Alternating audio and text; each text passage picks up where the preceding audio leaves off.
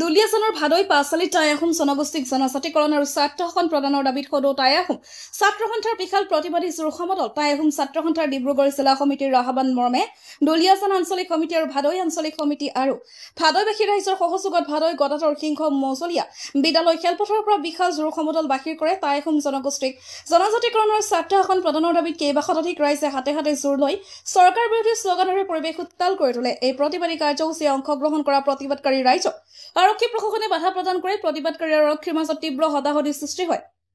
এই প্ৰতিবাদী কাৰ্যসূচীত টাই আহোম ছাত্ৰ সন্থা কেন্দ্ৰীয় সমিতিৰ সভাপতি মিলন বুঢ়াগোহাঁই, সম্পাদক ভাস্কৰ বৰগোহাঁই, সাংগঠনিক সম্পাদক সঞ্জীৱ দৰাকে ধৰি বহু নেতাকৰ্মী অংশগ্ৰহণ কৰে।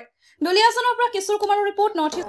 টাই আহোমসকলৰ প্ৰাপ্য অধিকাৰ জনজাতিকৰণ বিচাৰি আমি আজি আন্দোলন কাৰ্য গ্ৰহণ কৰিছোঁ। আৰু আমাৰ এই আন্দোলন কাৰ্য দেখি বিজেপি চৰকাৰৰ ভয়াত কম্পমান।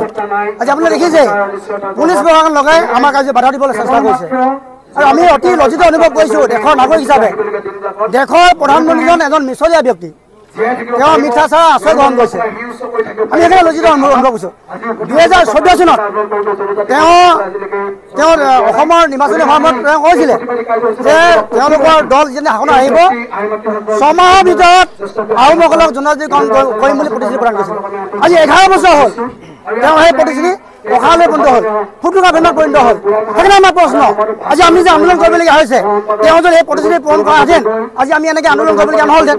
কিন্তু এই মিছলীয়া মানুহজনক, সেই মিছলীয়া দেশৰ মুৰব্বী মানুহজনক আমি প্ৰশ্ন সুধিছোঁ, কিয় 11 বছৰে দিম বুলি কিয় নিদিলে? টাই আহোম ছাত্ৰ সন্থা 1988 চনত জন্ম হৈছিল। 1988 চনৰে পৰাই টাই আহোম ছাত্ৰ সন্থাই টাই আহোম জনগোষ্ঠীক জনজাতি মৰ্যাদা আৰু স্বায়ত্ব শাসন প্ৰদান কৰাৰ দাবীত আন্দোলন কাৰ্যসূচী চলাই আহিছে। বিভিন্ন প্ৰতিবাদ হ'ল, বহু চৰকাৰ আহিল গ'ল, বহু আলোচনা হ'ল। শেহতীয়াকৈ কোনো চৰকাৰখনে কিন্তু আমাৰ দাবী পূৰণ নকৰিলে। শেহতীয়াকৈ আমি টাই আহোম ছাত্ৰ সন্থাই এই বিজেপি চৰকাৰখন গঠন হোৱাৰ প্ৰাক মুহূৰ্তত নৰেন্দ্ৰ মোদী আহি ৰাইজৰ মাজত কৈছিল যে আমাক এবাৰ সুযোগ দিয়ক, শাসনৰ বাক জৰি পোৱাৰ লগে লগে 6 মাহৰ ভিতৰত 6 জনগোষ্ঠী জনজাতি মৰ্যাদা প্ৰদান কৰা হ'ব।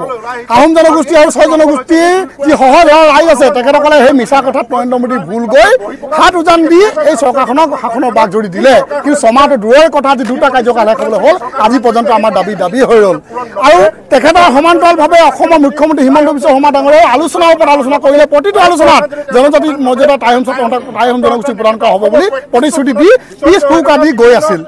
শেহতীয়াকৈ এই কথাবিলাক আমি বুজি পাই অসমৰ ৰাইজে টাই আহোম ছাত্ৰ সন্থাৰ সহযোগ কৰি আমি প্ৰতিবাদী কাৰ্যসূচী আৰম্ভ কৰিবলগীয়া হৈছে। আৰু আজি আমি জোৰ সমদল বাহিৰ কৰিছোঁ দুলিয়াজানত।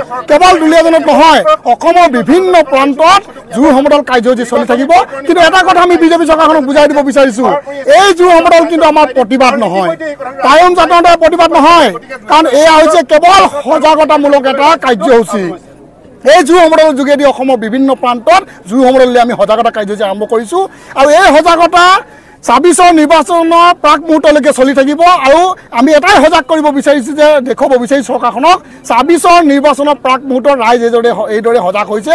যদি জনজাতিৰ মৰ্যাদা প্ৰদান নকৰে তেন্তে টাই আহোম ছাত্ৰ সন্থাৰ প্ৰতিবাদ আৰু আহোম জনগোষ্ঠীৰ প্ৰতিবাদ কি হিমন্ত আৰু প্ৰধানমন্ত্ৰীয়ে দেখিব, বিজেপি চৰকাৰে দেখিব। আমি দেখুৱাম প্ৰতিবাদ কাক কয়।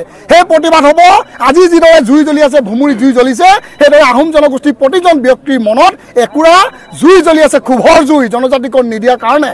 জনজাতিকৰণৰ প্ৰতিশ্ৰুতিৰে দিল্লী আৰু দিছপুৰৰ মস্তত দখল কৰা এই বিজেপি নেতৃত্বাধীন যিখন চৰকাৰ, এই চৰকাৰখনৰ যি মিথ্যাচাৰ, সেই মিথ্যাচাৰৰ প্ৰতিবাদত আজি টাই আহোম ছাত্ৰ সন্থাৰ নেতৃত্বৰ সমগ্ৰ ৰাইজ ওলাই আহিছে।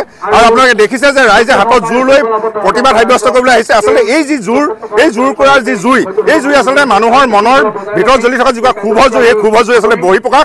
এই চৰকাৰখনে জনজাতিকৰণৰ মৰ্যাদা প্ৰদান কৰাৰ যি প্ৰতিশ্ৰুতি প্ৰদান কৰিছিলে, সেই প্ৰতিশ্ৰুতি প্ৰদানটো তেওঁলোকে আচলতে বুমেৰাং কৰি পেলালে।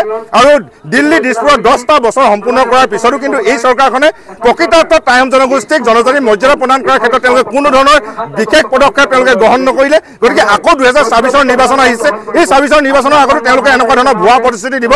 গতিকে ইতিমধ্যে ৰাইজে বুজি পাইছে তেওঁলোকৰ যি মিথ্যাচাৰ, তেওঁলোকৰ যি প্ৰতাৰণা আৰু প্ৰবঞ্চনা। গতিকে ৰাইজ ইতিমধ্যে সাজু হৈছে।